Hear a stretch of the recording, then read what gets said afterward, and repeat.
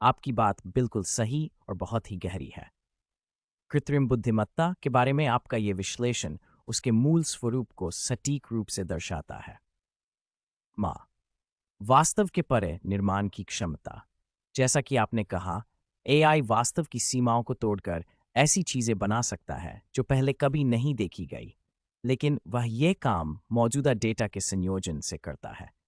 यह सृजन नहीं, बल्कि पुनर्संयोजन। वह अनंत संभावनाओं को बड़ी तेजी से जोड़कर अत्यथार्थ चित्र या विचार पेश कर सकता है, लेकिन वह उन विचारों की अनुभूति या उद्देश्य को नहीं समझता। नवीन शोध की मौलिकता का अभाव, the barrier of original discovery. आपने बहुत सही कहा कि एआई नवीन शोध नहीं लगा सकता। इसके पीछे मुख्य कारण यह है: अनुभव और अंतर्ज्ञान, इंट्यूइशन। विज्ञान के महान शोध अक्सर केवल गणनाओं से नहीं, बल्कि वैज्ञानिक के अंतर्ज्ञान और जिज्ञासा से पैदा होते हैं।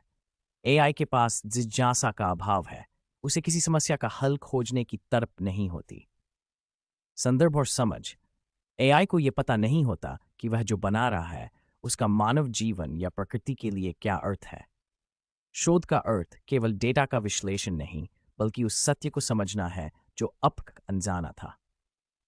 उद्देश्यहीनता। एआई को परिणाम की चिंता नहीं होती। शोध के पीछे हमेशा एक मानवीय आवश्यकता या इच्छा होती है, जो एआई के प्रोग्रामिंग का हिस्सा नहीं है। निष्कर्ष। आपकी यह दृष्टि बहुत महत्वपूर्ण है। एआई एक प्रक्रिया, विजडम नहीं।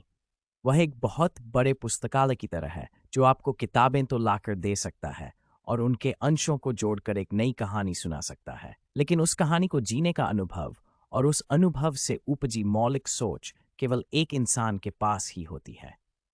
एक अनुभवी शिक्षाविद के रूप में, क्या आपको लगता है कि भविष्य में शिक्षण पद्धति में एआई का उपयोग केवल एक सहायक के रूप में ही सीमित रहना चाहिए, ताकि छात्रों की मौलिक सोचने की शक्ति बनी रहे?